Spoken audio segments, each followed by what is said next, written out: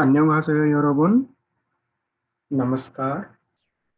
स्वागत है आपका lesson 11 of learn Korean easily and clearly. जैसा कि आप देख सकते हैं कि लेसन 11 का जो टाइटल है वो है बाचिम प्रोनाउंसिएशन 1। लेसन 11 को शुरू करते हैं। बाचिम बाचिम को फाइनल कॉन्सोनेंट भी बोला जाता है। किसी बुक में आपको बाचिम के नाम से मिलेगा, किसी में फाइनल कॉन्सोनेंट के नाम से मिलेगा। और सबसे पहले देखते हैं कि ये लर्निंग ऑब्जेक्टिव हमारे क्या है। बाचिम जो फाइनल कॉन्सोनेंट है उसका प्रोनाउंसिएशन हम सीखेंगे इसमें लेसन 11 में। अब ध्यान से आप इस स्क्रीन को देखिए, इसमें ना एक कोरियन में वर्ड लिखा हुआ है। आपने एकदम से देख लिया, सारे लेटर्स आप जानते हैं। इसमें एक सा है, आ है और उसके नीचे ना लिखा हुआ है। तो सबसे पहले हमें यह समझना पड़ेगा बाचिम होता क्या है। जब कोरियन भाषा में हम किसी भी कॉन्सोनेंट को नीचे लिख देते हैं, आप देख रहे हैं एक सलेबल है सा और आ, सा के नीचे लिख दिया ना, तो नीचे लिखे हुए कॉन्सोनेंट को बोला जाता है बाचिम। अब हम इसको कैसे रीड करेंगे? इस वर्ड को हम रीड करेंगे सान सान, ना की साउंड भी अब इसमें आई। एक उदाहरण और देखते हैं। देखिए ये वर्ड आ गया है। अब आप बताइए इसमें बाचिम कौन सा है। देखिए ध्यान से देखिए, इसमें 3 लेटर से बाचिम कौन सा है। बहुत अच्छे। बाचिम इसमें नीचे क्या लिखा हुआ है? ला लिखा हुआ है, तो ला इसमें बाचिम है। थाल थाल ये वर्ड है, इसमें ला पाचिम आया हुआ है। और अगर आप ध्यान से देखते हैं तो पाचिम पर कोई भी नया कॉन्सोनेंट नहीं आ रहा। जो कॉन्सोनेंट हम कर चुके हैं वही आ रहे हैं। आगे देखिए, जब आपकी स्क्रीन पर कुछ वर्ड्स और आ गए हैं। बाचिम होता क्या है? A consonant below a syllable is called as बाचिम। जब हम किसी कॉन्सोनेंट को उसमें नीचे की तरफ लिख देते हैं ना, तो उसको बाचिम बोला जाता है। 6 वर्ड्स हैं आपकी स्क्रीन पर। Eye, moon, house, book, family and wallet. चलिए ढूंढते हैं पहले वर्ड में बाचिम कौन सा है। ढूंढिए आप। वेरी गुड, ना है। दूसरे में कौन सा है? ला है। तीसरे में कौन सा है? पा। फोर्थ में का। फिफ्थ में भी का। और सिक्स्थ में पा है। इन वर्ड्स को रीड करते हैं। देखिए नंबर पहला जो फर्स्ट वर्ड है आई, नुन। नंबर 2 थाल। नंबर 3 चिप। नंबर 4 चेक। नंबर 5 खाजो। नंबर 6 चिका।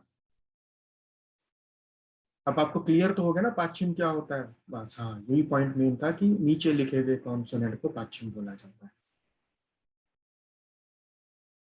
और कोरियन भाषा में जितनी भी 19 कॉन्सोनेंट है वो नीचे लिखे जा सकते हैं पाचिम पोजीशन पर। अभी यहाँ पर एक सवाल ये ना स्टूडेंट्स क्लास में बहुत पूछते हैं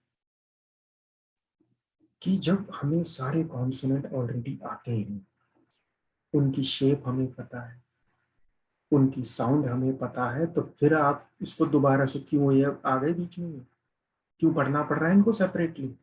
ये बहुत इंपॉर्टेंट पॉइंट है। देखिए जब तक ये क्लियर नहीं होगा ना बातचीत, अब हम आगे कोरियन में नहीं बढ़ पाए। तो इसको हम सीखेंगे, बहुत क्लियरली सीखेंगे क्यों हमें इसको सेपरेटली पढ़ना पड़ता है। उसका जो उत्तर है आपकी स्क्रीन पर आ चुका है। कुछ कॉन्सोनेंट्स की ध्वनि बदल जाती है जब वो नीचे लिखे हुए, यही एक रीजन है इसको हमें सेपरेटली पढ़ना पड़ता है। और जब हम इनको सेपरेटली पढ़ते हैं तो स्टार्ट करने से पहले एक बार देख लेते हैं। देखिए टोटल 19 है। 19 के 19 की ध्वनि नहीं बदलती जब ये नीचे लिखे हुए होते हैं। उस 19 में से 12 की ध्वनि बदलती है, बाकी 7 की ध्वनि सेम रहती है, वो नहीं बदलती।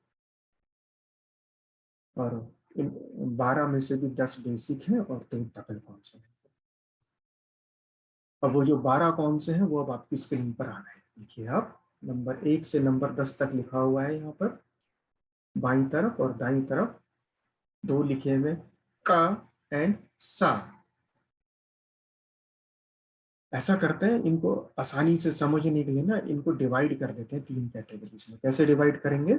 ऐसे डिवाइड करेंगे। देखिए, आप ध्यान से देखिए, नंबर 1, 2 और 3 को अगर आप देखते हैं तो टेबल में सिंपल कॉन्सोनेंट लिखा हुआ है, का, खा, का। इन तीनों की अपनी एक ध्वनि है ना? यस। लेकिन क्या होगा जब ये तीनों वाच्यम पोजीशन पर लिखे जाएंगे, फाइनल कॉन्सोनेंट पोजीशन पर लिखे जाएंगे, तो इन तीनों की ध्वनि का हो जाएगी। ये अपनी ओरिजिनल ध्वनि से नहीं प्रोनाउंस होगी। नंबर पहले का तो है ही ऑलरेडी, का ही है। नंबर 2 और नंबर 3 को देखते हैं तो ये खा और का भी तीनों का ही प्रोनाउंस होंगे। ये एक बड़ा इंपॉर्टेंट नियम है जो आपको समझना है। अगर पहला वाला का फैमिली अगर क्लियर हो गई है, साउंड ग्रुप के ग्रुप अगर क्लियर हो गया है, तो बाकी दोनों में फिर टाइम नहीं लगेगा। एक बार दोबारा से समझते हैं। नंबर 1, नंबर 2, नंबर 3, तीन डिफरेंट कॉन्सोनेंट है, तीनों की अपनी ध्वनि है। जब ये तीनों पाश्चिम पोजीशन पर लिखे जाएंगे तो तीनों के तीनों का से ही प्रोनाउंस होंगे। जी याद रखना है। ऐसे ही नंबर 4 और नंबर 5 पर चलते हैं। देखिए, दो कॉन्सोनेंट है, फा एंड फा। पी फैमिली के कॉन्सोनेंट है ये दोनों। ये दोनों भी जब नीचे पाश्चिम पोजीशन पर लिखे जाएंगे तो ये दोनों के दोनों भी पी, पी और पा से बोले जाएंगे। Sound will be pa, they will be pronounced as pa.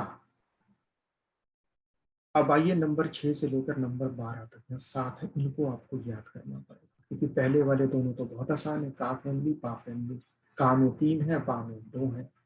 अब इसमें यह है ता फैमिली, इसमें 7 है। आप देख पा रहे हैं, था, सा, जा, छा, हा। इनकी अपनी अपनी ध्वनि है, अपना अपना उच्चारण है। लेकिन जब ये नीचे लिखे जाएंगे तो ये सातों के साथ एक ही ध्वनि से इनका उच्चारण होगा, वो है ता। ये टेबल आपको याद करना, कहीं पर इसका प्रिंट ले लीजिएगा, कहीं नोट्स में अपने लिख लीजिएगा। ये बहुत इंपॉर्टेंट टेबल है। आगे बढ़ते हैं, थोड़ा सा और डिटेल में देखते हैं। अब आपकी स्क्रीन पर पहली वाली का फैमिली आ गई है। देखिए, तीन कॉन्सोनेंट है, अपनी ओरिजिनल साउंड है, वाच्यम पर होंगे तो तीनों के तीनों का से ही प्रोनाउंस होंगे। ये आप याद कर लीजिए। ऐसे ही दूसरी फैमिली पर जाने से पहले काम करता है, थोड़े से शब्द देख लेते हैं कैसे इनका उच्चारण होता है। पहला आप देखिए, पहले वर्ड में ये बुक लिखा हुआ वर्ड मीनिंग, इसमें वर्ड के अंदर जो कोरियन में लिखा है पाच्यम कौन सा। सबसे पहले तो आप पाच्यम को देखना समझना शुरू करिए, पाच्यम है क्या, इसमें कौन सा है, कौन सा कॉन्सोनेंट है, का कॉन्सोनेंट है। तो इसका प्रोनाउंसिएशन होगा चेक, चेक, चेक। और ऐसे ही दूसरा उदाहरण आप देखिए, फैमिली, इसमें पाच्यम कौन सा है, का है, फाइनल कॉन्सोनेंट। इसको कैसे प्रोनाउंस करेंगे, इसका उच्चारण होगा खाजो, खाजो, खाजो। अब तीसरा जो उदाहरण है, इसमें पाच्छिम आप बताएंगे, ढूंढिए कौन कौन सा पाच्छिम। बहुत आसान है, देखिए ध्यान से देखिए, शब्द में पाच्छिम कौन सा है, खा। तो वही कॉन्सोनेंट है ना, खा है ना, इसकी जो ध्वनि है खा है। लेकिन अब ये नीचे पाच्छिम पर लिखा गया तो इसकी ध्वनि क्या हो जाएगी, आप बताएंगे। Very good. अभी इसका भी उच्चारण कैसे होगा, हुआ, हुआ, हुआ। और आगे बढ़ते हैं, नंबर 4 है। आप देख रहे हैं तरबूज की फोटो बनी हुई है, वाटरमेलन की। इसमें पश्चिम कौन सा है, इसमें भी का है, इसका प्रोनाउंसिएशन होगा सुपा, सुपा, सुपा। नंबर 5 को देखिए, प्यो, प्यो, प्यो। और नंबर 6 में पश्चिम बताइए कौन सा है। यस, डबल का है ना, इसकी साउंड बड़ी शार्प होती है, का। लेकिन ये नीचे लिखा हुआ है तो कैसे प्रोनाउंस होगा, ये भी प्रोनाउंस होगा का। फ्लैटली आप बोलेंगे नक्शी, नक्शी, नक्शी, लाइक दिस। दूसरी फैमिली पर चलते हैं, दूसरा साउंड ग्रुप पा साउंड ग्रुप है। देखिए, इसमें पा और फा भी दोनों पा ही प्रोनाउंस होंगे। इसके भी कुछ उदाहरण देख लेते हैं। पहला उदाहरण देखिए, आप पिक्चर बनी हुई है घर की, हाउस की। अब इसको कैसे प्रोनाउंस करेंगे, इसको हम प्रोनाउंस करेंगे चिप, चिप, चिप। और नंबर 2 में अगर आप देखते हैं लीव बनी हुई है, अगर इसका हमें पाछिम का नियम नहीं पता होगा ना उच्चारण का, तो आप कैसे पढ़ेंगे इसको, आप पढ़ेंगे इफ, इफ, इफ। लेकिन अब आपको नियम पता लग गया है, तो फा को भी क्या बोलेंगे, पा। ये प्रोनाउंस होगा अब इफ, इफ। रिपीट करिए साथ में मेरे, आप बोलिए इफ, इफ। लिखेंगे इफ, लेकिन बोलेंगे इफ। यस। नंबर 3 का प्रोनाउंसिएशन आप दे सकते हो, उच्चारण जिका, जिका, चिकाप, चिकाप है, ये वॉलेट है। जो ता फैमिली पर चलते हैं, जो 7 कॉन्सोनेंट है, इसमें देखिए सातों की अपनी अपनी ध्वनि है, था, था, सा, स, जा, छा, हा। लेकिन जब ये सातों के सातों पाछिम पर लिखे जाएंगे तो सबकी ध्वनि बदल जाएगी ता में। बस कुछ उदाहरण देखते हैं। पहला देखिए आप, इसमें पाछिम कौन सा, सबसे पहले आप पाछिम ढूंढिए, धा है, ता। तो इसको अगर आपको नियम नहीं पता होगा तो कुछ स्टूडेंट इसको पढ़ेंगे खुद दा, कुछ पढ़ेंगे खुद दा। लेकिन इसका जो रियल प्रोनाउंसिएशन है, जो करेक्ट प्रोनाउंसिएशन है, वो है खत्ता। ता पढ़ा जाएगा नीचे ये, और जब ये वाला ता अगले ता के साथ में ध्वनि में मिलेगा तो क्या हो जाएगा, डबल ता हो जाएगा ना वो। तो अपने आप ही डबल ता की साउंड क्या है, ताई तो है, खत्ता। ये पढ़ा जाएगा खत्ता। नंबर 2 पर चलिए, इसमें पाछिम कौन सा है ढूंढिए आप। वेरी गुड, था है। लेकिन वो तो अब नीचे लिखा हुआ है था, तो था भी कैसे प्रोनाउंस होगा, ता। इसकी जो ध्वनि होगी वो होगी सोत, सोत, सोत।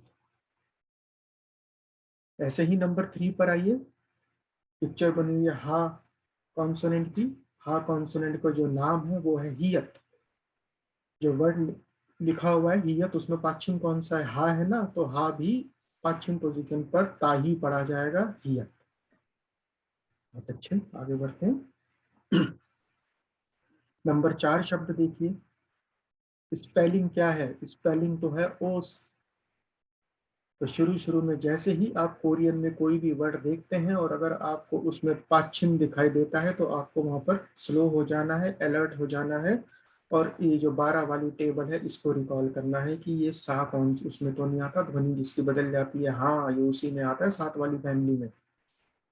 तो इसको लिखेंगे तो ओस, लेकिन पढ़ेंगे ओत, ओत। आप मेरे साथ में रिपीट करिए, बोलिए ओत, एक बार और, ओत। बहुत अच्छे।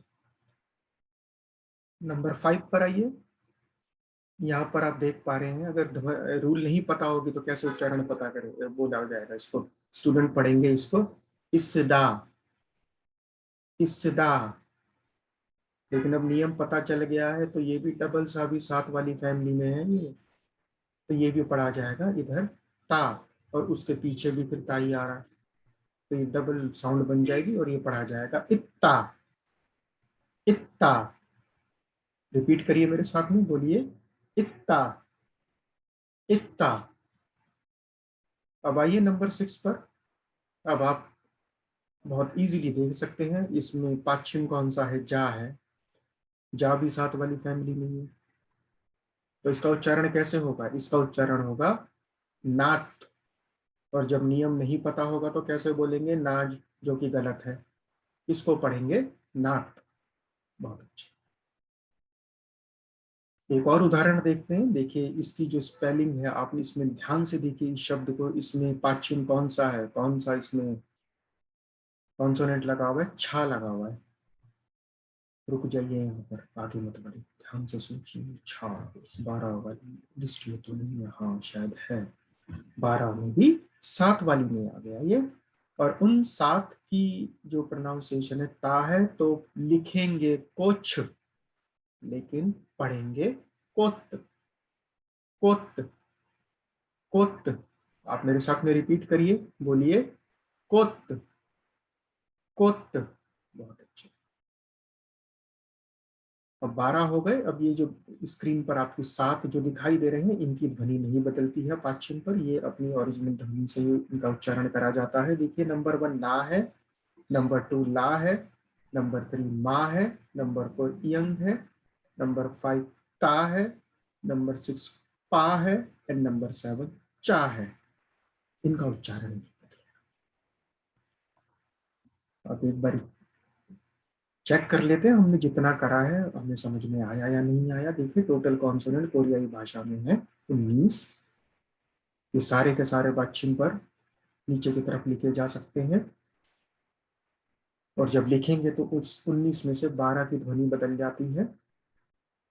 इन 12 को 3 कैटेगरीज में डिवाइड कर दिया गया है, का फैमिली, पा फैमिली, ता फैमिली। 11.2 आप पॉइंट देखिए, 3 इसमें कॉन्सोनेंट है, ये का फैमिली है। 11.3 देखिए पा फैमिली है, और बाकी जो 11.4 ये ता फैमिली। याद कर लीजिएगा, क्योंकि अगर ये याद नहीं होगा ना, हम आगे कोरियन पढ़ नहीं पाएंगे, बस वो हम वहीं अटक जाएंगे। अदरवाइज उ यू ओ ई आई, नामू, नाबी, कूदू, इन वर्ड्स में एक भी कोई किसी में भी पाच्छिम नहीं था। ये पाच्छिम वाले वर्ड्स अब अगले लेसन से शुरू होंगे। चलिए एक सेंटेंस बोलना सीख लेते हैं आज नया कोरियन में। जब हम पूछते हैं क्या आप कुछ पूछना चाहते हैं, कोई प्रश्न है क्या, do you have any question. So ये एक्सप्रेशन कैसे बोला जाएगा कोरियन में? बोला जाएगा चिलमुन इसोयो, चिलमुन इसोयो, चिलमुन इसोयो। आप रिपीट करिए मेरे साथ में, चिलमुन इसोयो। बहुत अच्छे, एक बार और बोलिए, चिलमुन इसोयो। Very good. तो आप इस सेंटेंस का यूज कर सकते हैं। वेरी गुड, एक बार रिपीट कर दीजिए, चलिए पता लग जाएगा। वेरी गुड, चिलमुन इसोयो। Very good, 잘했어요। जो लेसन 12 है वो इसी का पाच्छिम प्रोनाउंसिएशन का कंटिन्यूशन है। उसका नाम है पाच्छिम प्रोनाउंसिएशन 2 लेसन का। इस पाच्छिम प्रोनाउंसिएशन में 3 पॉसिबिलिटीज पॉसिबल हैं, जो जिनको हम एक एक करके समझेंगे, जिससे कि हमारा उच्चारण कोरियाई भाषा का बिल्कुल क्लियर हो जाए और हमसे गलतियां ना हो। वो 3 पॉसिबिलिटीज को देखेंगे, और उसके बाद फिर हम पाच्छिम वाले वर्ड्स की प्रैक्टिस करेंगे, जिससे आपको कॉन्फिडेंस आ जाए कि अब तो मैं पाच्छिम वाले वर्ड भी मुझे रीड करने आ रहे हैं। सो 감사합니다 여러분, थैंक यू, धन्यवाद। 수고하셨습니다। लेसन 12 में मिलते हैं। 안녕히 계세요। 안녕히